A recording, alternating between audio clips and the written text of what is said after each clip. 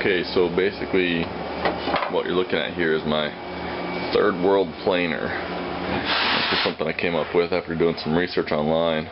I've seen a lot of people use skis for routers with like bars or threaded rod that the router rides back and forth on, but the router that I have here doesn't have the ability to really use that. So basically what I did was I got some 3/4 inch birch plywood and I made some rails. These actually stick up 1 inch exactly above the surface of the table, and these are my clamping blocks here. They're just screwed down to the table, and those are just to provide some extra clamping force.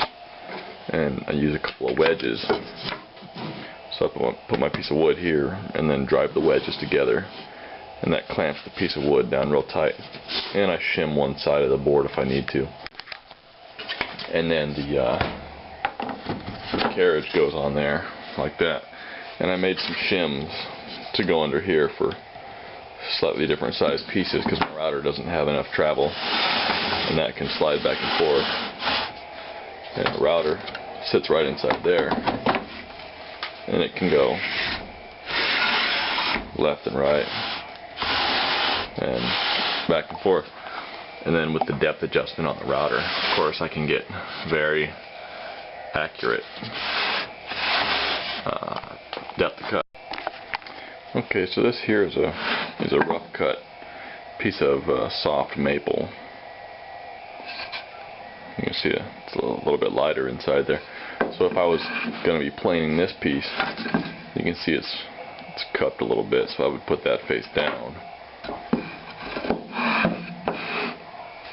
And it just, you can see, barely fits under, which is fine.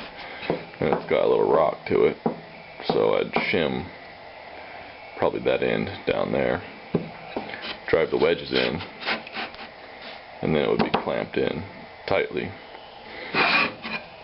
And after it's finished, it actually comes out like this board here. That one, you can see the real nice grain in it.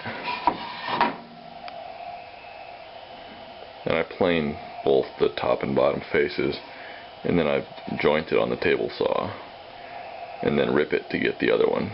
So from this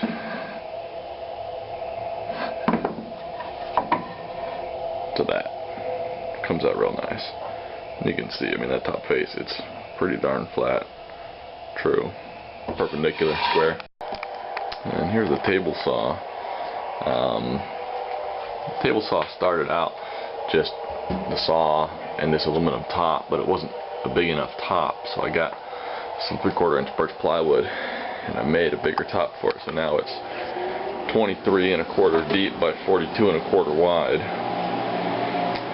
And you can see, of course, I needed a new miter slot, so I just, used a router, made a couple of passes, and cut a new one. And it's pretty much exact. There's zero play in it.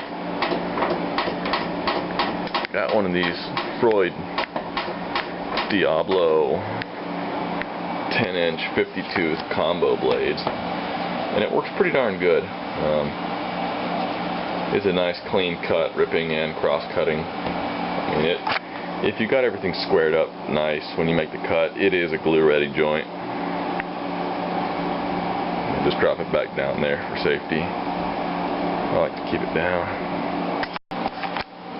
Okay, and then this here is my, it's a cheesy fence, and I have to line it up both sides of the blade every single time, which is kind of a pain, but it works for now until I can get some aluminum extrusion and build a decent fence for it.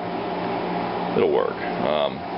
But I actually use the table saw for jointing, for edge jointing as well. So basically I just got a piece of 3/4 inch birch plywood here, and I used the planer that I made, and I took this side of it down, the infeed side, about a 1/16 of an inch, and I centered that right over where the blade was going to come up. So, and this gets screwed to the ripping fence. So then when I get it lined up, we'll feed the blade up, and then you line it up to where the outfeed side is square with the outer cutting edge of the blade. And then, of course, it's attached to the ripping fence. And then when you clamp it down, you feed the wood in here. The table saw is unplugged, by the way. You feed it in here, and then the blade's sticking out a 1/16 of an inch from the infeed side, so it cuts that 1/16 of an inch off, and then your new flat edge rides on the outfeed side, out the end of the table. And here you can see the ripping fence in the miter slot. You can see it rides real nice, close to the blade but not touching. And, you know, I don't know how well you can really tell, but I mean, I'm torquing on it and there's zero play in that slot, and yet it still slides nice and easy. Just a piece of melamine that I had left over.